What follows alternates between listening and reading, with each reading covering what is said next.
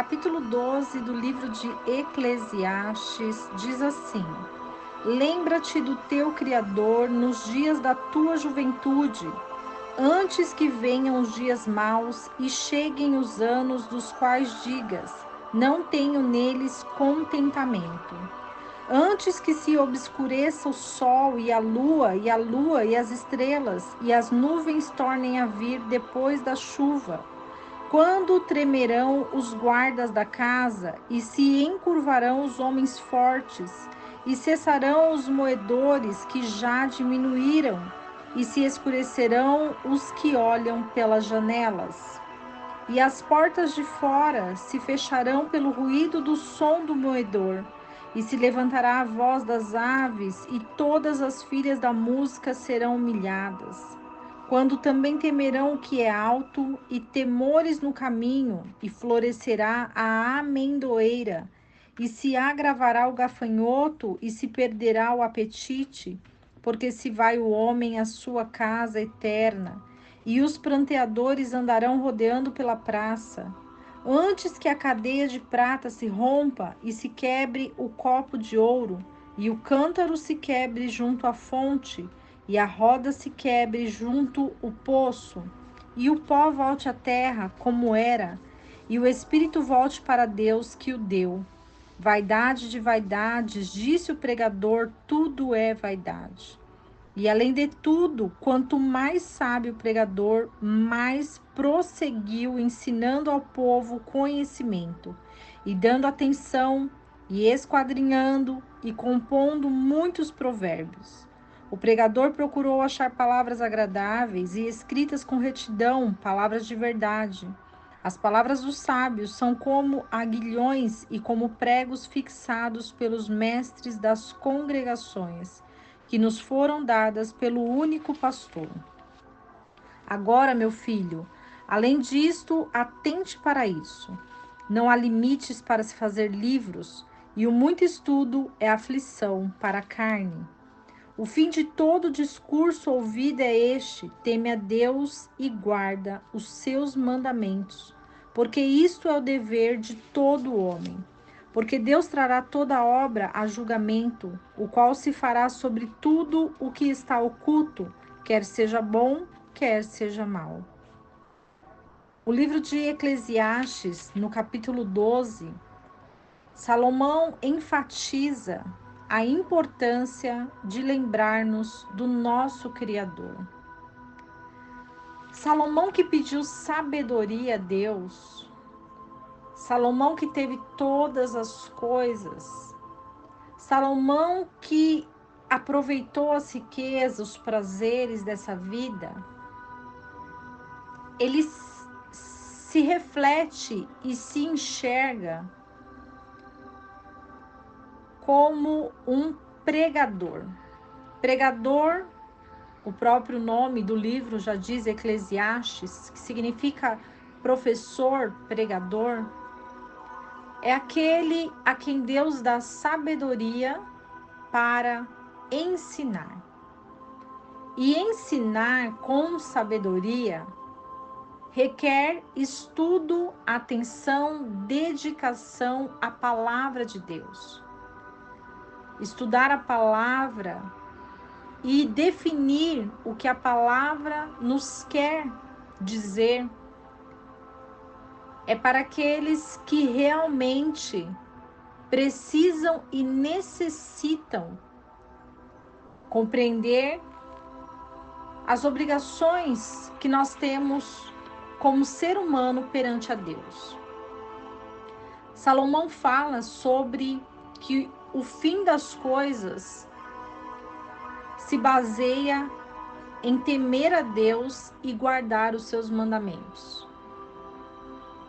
Quando nós guardamos os mandamentos, é porque nós tememos a Deus.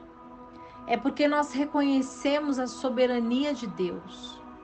É porque nós entendemos que qualquer desvio de conduta dentro dos mandamentos, acendemos a ira de Deus. E ninguém quer sentir a ira de Deus, porque a ira de Deus, ela traz julgamento para as nossas almas. E Deus, ele julga os nossos comportamentos e corrige aqueles a quem ele ama. Assim como Davi, o pai do rei Saul, que adulterou, matou, ele sentiu na pele a ira do Criador, mas também sentiu o perdão de Deus, a misericórdia do Senhor, a benignidade do Pai, porque ele sabia que tinha uma promessa para a vida dele, porque ele foi ungido e separado. E mesmo com a sua queda, e mesmo com as suas falhas, ele decidiu prosseguir adorando a Deus, louvando ao Senhor, cumprindo os mandamentos e pedindo perdão ao Senhor. Quando nós nos arrependemos, quando nós enxergamos os nossos erros, quando nós decidimos não errar mais, quando nós dizemos a Deus que nós não queremos mais falhar, mais fazer com que o pecado reine nas nossas vidas, nós estamos buscando a santidade, porque muitos erraram. Se nós olharmos os personagens da Bíblia, nós estamos lendo as histórias onde há pecadores, porque o Senhor, ele vem remir os pecadores. O Senhor, ele vem resgatar os pecadores. E o resgate de um pecador tem um valor muito alto.